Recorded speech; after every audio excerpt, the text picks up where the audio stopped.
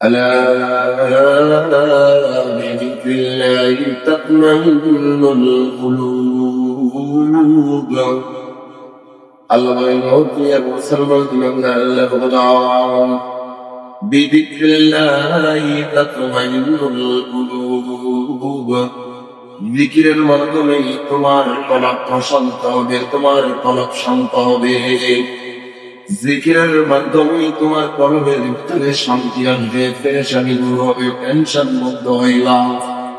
যদি তুমি দুনিয়ার জমিনে বেশি বেশি জিকির করতে পারো, জিকিরের মজলিসে বেশি বেশি গায়াত করতে পারো, তাহলেই তোমার হৃদয়ের ভিতরে প্রশান্তি আসবে। তাহলে এক নম্বর বিষয় কলব কিভাবে প্রশান্ত হয় বলেন তো দেখি, কিভাবে প্রশান্ত হয় বলেন? কিসের মাধ্যমে? জিকিরের মাধ্যমে কলব কি হয়? প্রশান্ত হয়। কাজেই আমাদের যাদের পেরেশানির অভাব নেই, টেনশনের অভাব নেই, কলবের ভিতরে শান্তি নেই, একমাত্র মেডিসিন হলো কি? জিকির। একমাত্র মেডিসিন কি? জিকির।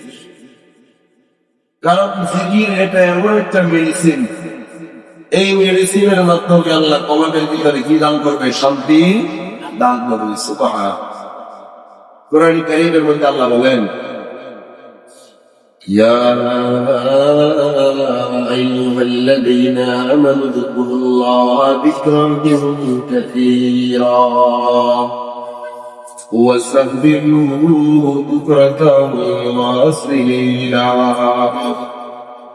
الله يلعب يا مسلم من الله اذكر الله ذكرا كثيرا বেশি পরিমাণে তোমরা আল্লাহ রাব্বুল আলামিনের জিকির করো, বেশি পরিমাণে জিকির করো। ওয়াস্তাগফিরুহু বুকরাতাও ওয়া আসীলা সকাল সন্ধ্যায় শুধু আল্লাহর নামের তাসবিহ জপ। সুবহানাল্লাহ। বেশি বেশি করে আল্লাহর কি করো? জিকির করো। সকালে, সন্ধ্যায়, দুপুরে, হাঁটা অবস্থায়, বসা অবস্থায়, শোয়া অবস্থায়, সব অবস্থায় তাসবিহ করো। সুবহানাল্লাহ। আসলে চিন্তা করলে দেখা যায় আপনার আমার আপন বলতে কিছু নেই, আপন বলতে কিছু নাই। যে কয়েকটা তাসবিহ পড়ে, যে কিছু সময় জিকির করি, এটাই আপনার আমার আপন, এটাই আপনার আমার মূল উচিত, এটাই আপনার আমার মূল ধর। এগুলাই আপনার আমার সাথে কবরে। অন্ধকার কবরে যেদিন শুয়ে থাকবো, কেউ থাকবে না, মা বাবা ভাই বোন বন্ধু বান্ধব কেউ থাকবে না। দুনিয়ার দামি বিছানা, দামি বাড়ি, দামি গাড়ি কিচ্ছু থাকবে না। ওই দিন আপনার আমার কাজে আসলে জিকির, কিছু সময় যে তাসবিহ করলাম, এই তাসবিহাত গুলা কবরের ভিতরে আপনার গ্রহণ হয়ে থাকবে, কবরের ভিতরে আপনার আমার জন্য শান্তি নিয়ে আসবে এই তাসবিহাত গুলা। কোরআনে কারীমের ভিতরে আল্লাহ বলেন, إن في خلق السماوات والأرض واختلاف الليل والنهار لآيات لأولي الألباب আল্লাহ বলেন, নিশ্চয়ই আসমান এবং জমিন সৃষ্টির মধ্যে, দিন এবং রাত্র পরিবর্তনের মধ্যে কি লোকের জন্য অনেক নিদর্শন রয়েছে।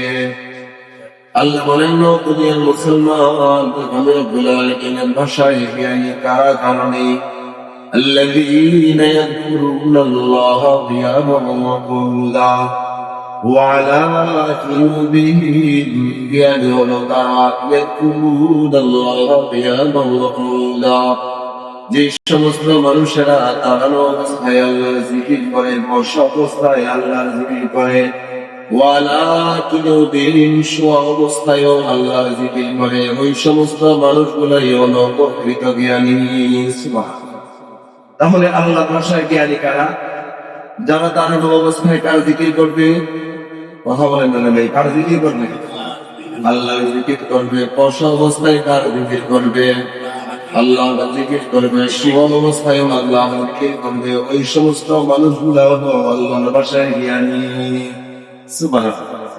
তাহলে বোঝা গেল সব অবস্থায় আল্লাহর কি করতে হবে ভাই?